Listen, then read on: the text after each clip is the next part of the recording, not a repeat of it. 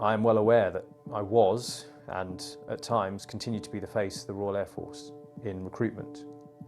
I feel a responsibility to be able to speak up. Unfortunately, the military has let me down. I lost all faith and all confidence in the military.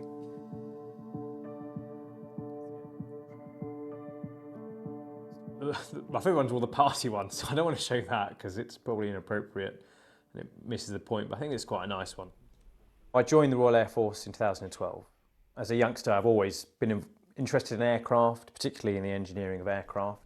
It was a great way for me to give back to a country that's given our family so much, as my parents were effectively refugees from the civil war in Sri Lanka. While working for the Royal Air Force as an officer, I never felt in my early stages of my career that I was treated in any other way differently to the people I served alongside. I joked with my friends often that I almost forget the colour of my own skin because you're in uniform all the time, no one really cares. I really had some of the best times of my life working with some fantastic people. So I was very humbled and excited to be offered the opportunity to take part.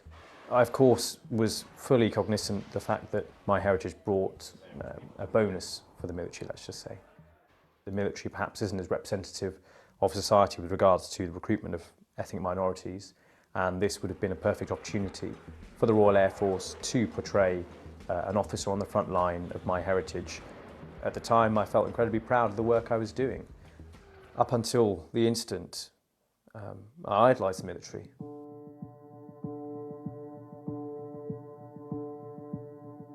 Due to the age and the isolation perhaps of the base, especially within the accommodation areas, there had been stories and rumours of violent incidents that had happened in the Falklands.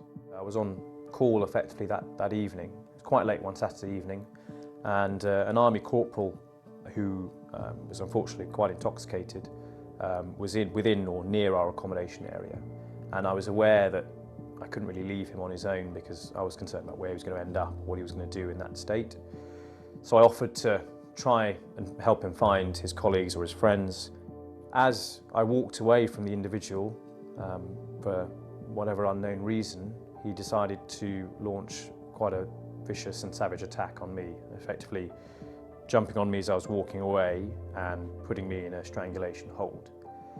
I started feeling effectively the sensation of my eyes popping out my head. It felt like my head was exploding from the pressure and there was no air going through my lungs. I couldn't shout or scream, but I managed to realise that by dropping my shoulder in such a way his head would hit the ground first, and after doing it a number of times, eventually his grip released and he was thrown off my back.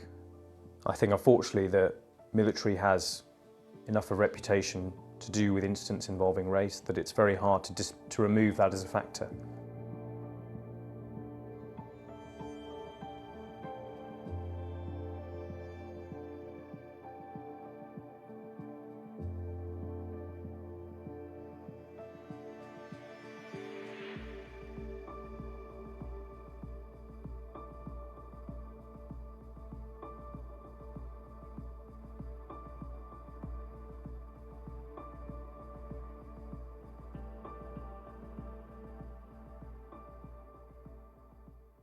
And I understand, and being in the courtroom, I know that the defence put a lot of emphasis on how superficial my injuries seemed.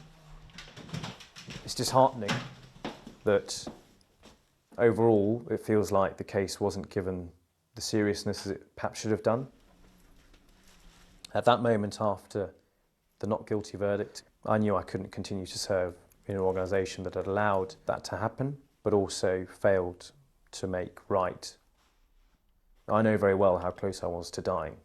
I know very well what the feeling was like to have someone trying to extinguish the very life within you. It's very hard to discount that actually this was a matter they wanted to try and sweep away under the carpet. And it would have been easier to do so if race wasn't a factor.